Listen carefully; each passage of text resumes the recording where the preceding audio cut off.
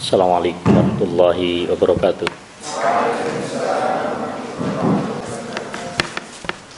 Alhamdulillah, salatu wassalamu ala Rasulillah Nabi Muhammadin wa ala alihi wa sahbihi ajma'in. Rekan-rekan yang saya muliakan, alhamdulillah kita bisa hadir. Meskipun tadi saya melihat derasnya hujan, itu agak kurang percaya acara ini bisa terlaksana. Masih hujan enggak? Ya, ada waktu sedikit saja ya kawan-kawan sekalian.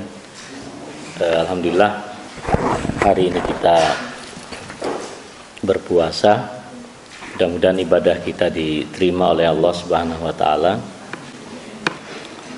Kurang lebih 1/4 jam ada waktu sampai kita berbuka nanti. Mudah-mudahan waktu ini efektif, efisien. Sementara menunggu kawan-kawan juga yang masih berdatangan. Ustaz Tontowi SMS saya tadi pagi, kemudian saya diminta untuk berbicara tentang 3 hal sebetulnya. Bagaimana menjadi seorang intelektual, aktivis muslim yang soleh, seorang aktivis kemanusiaan yang soleh, tapi juga seorang yang memiliki kapasitas spiritual yang baik. IMM itu kan punya 3 kata kunci ya. Apa rukun syahadatnya IMM apa itu? Ada intelektualitas, ada humanitas, kemudian religiusitas. Kurang lebih itu. Ini kalau kawan-kawan IMM serius membangun apa yang disebut intelektualitas, kemudian humanitas dan religiusitas, saya kira kita akan sanggup menghadapi gelombang kehidupan yang semakin hari semakin dahsyat. Ya. Rekan-rekan sekalian, kita mulai dari mengidentifikasi diri, konsep diri kita. Kepribadian seorang muslim adalah kepribadian yang unik. Kepribadian muslim, kepribadian yang tidak bisa disamakan dengan kepribadian apapun. Kita memiliki keunikan yang luar biasa. Di antaranya adalah bahwa secara ontologis kita ini adalah orang-orang yang beriman kepada Allah Subhanahu wa taala. Nahnu qaumun a'azzanallahu bil Islam. Kita adalah satu kaum, satu komunitas, satu bangsa yang dimuliakan oleh Allah dengan Islam. Ini nomor 1. Maka barang siapa yang mencari kemuliaan dengan selain Islam, Allah akan menghinakan dia. Nahnu qaumun a'azzanallahu bil Islam. Wa in ibtaghaina ghairal Islam azallanallah. Kalau kita mencari kemuliaan dengan selain Islam, maka Allah akan merendahkan kita, menjatuhkan martabat kita. Ini yang pokok. Orang Islam adalah orang yang bisa menjaga struktur kemanusiaannya. Orang Islam orang yang bisa menjaga struktur fitrahnya. Sebagaimana Allah katakan di dalam Al-Quran, fa'aqim wajhaka lid-dini hanifa fitratallah allati fataran nasa 'alaiha la tabdila li khalqillahi dzalikad dinul qayyim. Jadi kawan-kawan sekalian, kalau kita diizinkan oleh Allah untuk membelah langit, ya, kita bedah itu langit di atas sampai diizinkan oleh Allah untuk menembus batas Lauhul Mahfuz, maka kita akan temukan hakikat kemanusiaan kita yang tertinggi adalah apa yang telah digariskan oleh Allah sebelum wujud kita dalam bentuk fisik.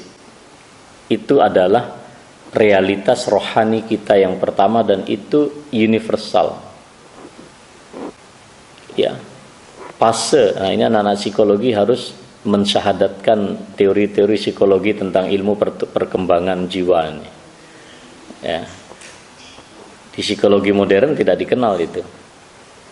Realitas kemanusiaan kita yang paling jauh itu adalah ketika kita berada di satu fase rohani. Allah ciptakan semua kita di situ.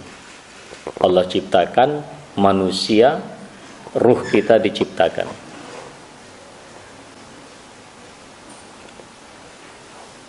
Bunyi ayatnya adalah wa iz akhadha rabbuka min bani adam min zuhurihim dzurriyyatahum wa asyhadahum ala anfusihim alastu birabbikum qalu bala syahidna an taqulu yaumal qiyamah inna kunna an hadza ghafilin. Jadi realitas kita, eksistensi kita yang paling jauh sana, terah kita yang sesungguhnya adalah ada di alam ruh itu. Ketika Allah mengambil dari tulang sulbi Adam dan kemudian dihamparkan oleh Allah Subhanahu wa taala, itu kita sudah ada waktu itu. Lalu Allah bertanya kepada kita semua di realitas rohani itu, alastu birabbikum, bukankah aku yang telah menciptakan kalian? Lalu secara aklamasi kita menjawab, bala syahidna, benar ya Allah, kami bersaksi engkau adalah Tuhan yang menciptakan kami. Nah, jadi teman-teman sekalian, tidak pernah namanya Allah menciptakan seseorang dalam suasana berbeda dengan apa yang dinyatakan oleh Allah tadi. Cuman kan Allah sudah ingatkan, antaqulu yaumal qiyamah inna kunna hadza ghafilin. Tapi ingat nanti pada hari di mana Anda dimintai pertanggungjawaban oleh Allah, Anda akan mengatakan, sungguh kami lalai tentang perjanjian ini. Ini yang saya katakan. Lalu kemudian jadilah kita dari alam rohani itu, kita diturunkan kemudian oleh Allah Subhanahu wa taala menjadi alam yang bersifat fisik melalui proses kemanusiaan dan biologis. Maka kita berasal dari sel telur ibu kita dan sperma dari ayah-ayah kita. Itu sebetulnya adalah masih bersifat fisik. Tapi kapan yang fisik ini menjadi eksis sesungguhnya sebagai seorang manusia? Ketika ruh ditiupkan. Sebetulnya jasad ini adalah casing. Gitu loh. Jasad kita ini casing. Kalau saya katakan kepada saudara, kalau kita membakar selembar kertas, ketika kertas itu terbakar, maka Anda bisa melihat api, ya kan? Apinya kan terlihat. Tapi sekarang, ketika kertas itu habis kebakar, atau ingin saya katakan kepada Anda, bisa tidak Anda memisahkan kertas yang terbakar dengan api? Siapa yang bisa? Tak kasih duit 100.000. Yuk. Ngerti nggak maksud saya? Ada kertas, kita bakar pakai korek nih, kita bakar. Berarti kan terbakar. Saya minta kepada teman-teman, tolong pisahkan api dari yang terbakar. Anda bisa? Nggak bisa. Tapi nanti ketika kertas itu habis terbakar, itu kan akan berubah menjadi abu gitu ya. Bisa hitam, bisa abu-abu gitu. Pertanyaan saya, kemana api itu? Nggak ketemu Anda. Itulah hubungan antara jasad dan ruh. Iya kan? Kertas yang terbakar itu adalah jasad, casing. Yang sejati adalah api yang membakar itu. Energinya ada di situ. Maka ketika kita berusia sampai 120 hari, itu hanya bersifat fisik. Barulah Allah tiupkan ruh kita pada hari ke-120, jadilah kita manusia sempurna. Itulah yang dikatakan an-nafas. Makhluk fisik manusia yang memiliki jiwa. Sempurnalah unsur kemanusiaan kita, fisik dan rohani. Maka teman-teman sekalian, ya, Kalau Anda melihat dan memperhatikan ini, hukum orang, nah kalau kita bicara hukumnya apa coba? Kalau ada wanita mengalami aborsi atau keguguran, bagaimana hukum fikihnya? Bagaimana memperlakukan janin? Maka ahli fikih mengatakan, kalau janin itu gugur di bawah angka 120 hari, maka itu dianggap sebagai darah saja yang keluar, dibersihkan. Tapi kalau dia gugur di atas 120 hari, maka janin yang hancur itu sekalipun harus diperlakukan sebagai seorang makhluk hidup. Dibersihkan, dikafankan, persis seperti manusia. Beda dia. Siapa yang punya konsep manusia seperti ini? Hanya Islam. Itu yang saya katakan. Pertama kali kita harus mengidentifikasi diri kita. Jangan-jangan kita ini nggak paham diri kita. Maka saya katakan, manusia yang paling konsisten menjaga struktur kemanusiaan yang asli adalah seorang Muslim. Fase-fase kehidupan yang kita lalui sedemikian dijelaskan secara detail. Dan kita harus menjaga itu. Nah, kalau kita sudah memahami dengan baik unsur-unsur kemanusiaan kita ini, maka kita tahu mana yang sejati, mana yang palsu, mana yang otentik, mana yang kamuflase, mana yang zahir, mana yang batin, mana yang hakiki, mana yang casing. Jadi teman-teman putri ini terutama, kalau Anda sibuk memilih jilbab, warna jilbab disesuaikan dengan warna baju disesuaikan dengan warna kaos kaki disesuaikan dengan sepatu disesuaikan dengan tas, kayaknya kok pusing amat hidup di dunia itu. Saya pernah merhatiin, Pak, HP-nya pink, sepatu pink, jilbab pink, tas pink. Saya berpikir sejak jam berapa dia mempersiapkan kuliah kayak begitu itu. Saya nggak perlu noleh Anda lah. Kalau Anda kan nggak mandi pun jadi kuliah kan. Yang putri itu karena nampak banget. Iya kan. Berarti Anda nggak bisa membedakan mana yang casing, mana yang bukan casing. Jadi teman-teman sekalian, ini yang pertama harus kita pahami. Tolong kawan-kawan yang ada psikologi di sini dicermati betul apa yang saya katakan, nanti bisa diteruskan dalam diskusi yang lain. Ya, karena struktur kemanusiaan kita seperti itu teman-teman sekalian, maka asupan gizinya itu pun berbeda. Coba perhatikan orang-orang materialistik sekular yang menganut paham materialisme sekular. Anda akan melihat eksploitasi tubuh yang sangat luar biasa. Saya ini panitia korban Idul Adha di Merapi. Kami pengalaman cari kambing, cari sapi. Tidak pernah. Namanya kuku paha sapi itu kita hitung dengan sentimeter. Tidak pernah. Pokoknya gemuk, bagus, sehat, beli. Tapi kontes kecantikan seorang perempuan dihitung, Mas. Kukunya itu seberapa, betisnya itu seberapa, apakah hidungnya itu simetris dengan dagunya. Saya katakan, memperlakukan ratu kecantikan lebih kejam daripada seorang anggota panitia korban memperlakukan kambing dan sapi. Saya ingin katakan Anda, karena salah konsep dalam hidup, salah konsep, salah di dalam memahami dirinya. Jadi sama dengan orang LGBT itu kan kasihan banget itu. Dia suntik berbagai macam hormon, silikon disuntikkan, semua disuntikkan. Tapi lihatlah, tidak ada yang indah. Kenapa? Karena tidak ada yang sejati di situ. Secakep, secantik-cantiknya seorang lesbi umpamanya, atau apa kalau Anda.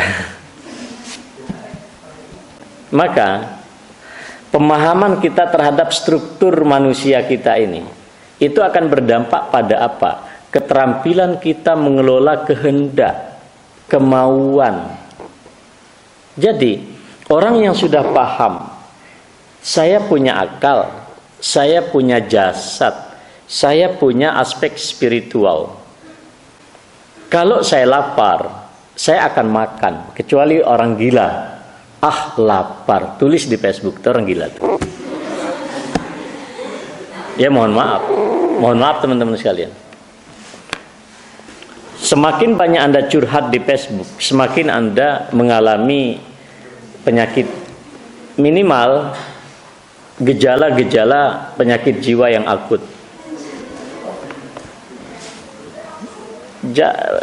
Wah, itu parah itu. Pokoknya lihat aja lah status mahasiswa itu. Ah, lapar. Aduh, kalau kau ada di sampingku. Terus ngapain? Nyari ayam. Jadi, teman-teman sekalian, jadi ini apa ya? Kita lapar, kita pergi ke kantin, kita pergi ke burjo. Akal kita pun juga mengalami suasana demikian. Maka kita butuh asupan ilmu pengetahuan. Kita perlu membaca, kita update referensi. Tapi juga ketika rohani kita ini mengalami kehausan, maka suasana seperti ini penting. Saya senang sekali Ustaz Tontowi dengan kawan-kawan punya program menggalakkan puasa Senin Kamis. Alhamdulillah. Berapa ribu mahasiswa UAD. Tapi Anda yang terpilih dan digerakkan oleh Allah untuk hadir ke tempat ini. Hujan pula. Saya agak pesimis tadi dengan hujan sederas itu, apa ya bisa. Tapi ternyata Allah mentakdirkan. Tidak mudah loh. Kalau Anda ingin tahu Anda orang istimewa, UMY itu punya mahasiswa 19.000. UAD mungkin lebih dari itu. Berapa Gang UAD? Berapa Pak Cipta? UAD berapa? Sekitar berapa mahasiswa kita? Terus pokoknya puluhan, belasan ribu lah itu. Dan semuanya muslim. Enggak, saya kira. Di UMY itu ada sekitar 40-an yang non-muslim. Oke lah, yang itu nggak usah dihitung. Taruhlah kita punya mahasiswa, taruh disamakan dengan UMY ya, 17.000 aktif gitu. Yang hadir berapa? Sedikit. Betapa istimewanya kita. Ini bukan ujub. Tidak ada kaitannya dengan ujub. Ini adalah forum di mana kita membelah diri kita, mengidentifikasi diri kita seperti para dokter tim forensik melakukan otopsi terhadap jasad seorang siono. Hari ini kita otopsi diri kita. Kita belah satu-satu. Jadi rupa-rupanya ada peluang kita dicintai Allah. Dari 17.000 mahasiswa UAD. Dan ingat, Anda menggerakkan kaki di sini bukan sekedar permasalahannya Anda punya motor. Tapi di atas itu semua Allah mengizinkan Anda. Kalau alasannya motor, semua mahasiswa punya motor. Tapi tidak semua yang punya motor bisa sampai di tempat ini. Alhamdulillah. Azan, waktu yang sangat menyenangkan. Mana ini kok belum kelihatan ini panitia ini bergerak ini. Jangan zalimi orang puasa. Ah, ini kan. Saya sudah matur Pak Tontowi, ini mesti waktunya sangat mepet. Ya, oke lah, sambil kita menunggu itu kawan-kawan sekalian ya. Jadi cara berkehendak. Ya. Kalau akal kita, bagaimana mengidentifikasi akal nanti akan saya sampaikan. Dan yang ketiga, poin yang ketiga yang harus kita identifikasi kawan-kawan adalah kita tahu kesejatian diri kita, ya. Kita punya cara berkehendak yang unik. Maka dampaknya adalah kita bisa menentukan cara untuk bersikap. Bersikap untuk saat ini tidak mudah. Imam Ibnu Qayyim menyatakan, kamalul insan asasuhu ala madaruhu ala syai'ain. Kesempurnaan yang sudah megang apa ini, kalau memang sudah azan tolong dibatalkan puasanya.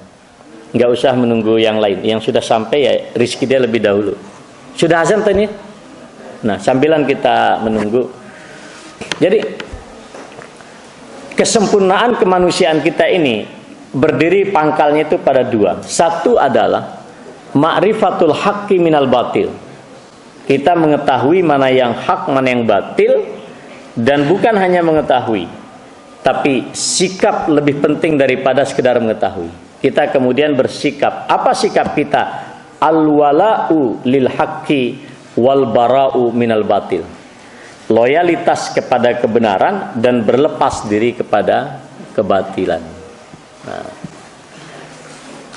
ya. Jangan lupa ya. Masih ingat nggak doa buka puasa? Gimana doa buka puasa? Siapa yang bisa? Zahabaz zama'u wa batallatil aruku wa sabatal ajru insyaallah. Habis itu kalian jangan lupa berdoa. Yang mau nikah minta jodoh yang baik. Yang mau skripsi minta dimudahkan dan seterusnya ya. Yang masih galau mudah ditenangkan Allah. Ya, saya kira nggak apa-apa, kita akan lanjutkan pada episode berikutnya. Saya kira ini episode yang sangat menarik untuk membatalkan puasa ya. Jangan lupa berdoa, tadi sudah saya ingatkan doanya. Ya, monggo kawan-kawan sekalian, sementara saya cukupkan di sini dulu. Selanjutnya saya akan menunggu perintah dari kawan-kawan dan Ustaz Tantowi. Assalamualaikum warahmatullahi wabarakatuh. Silahkan dibatalkan puasanya, Mbak. Yang nggak puasa makannya aja nggak apa-apa.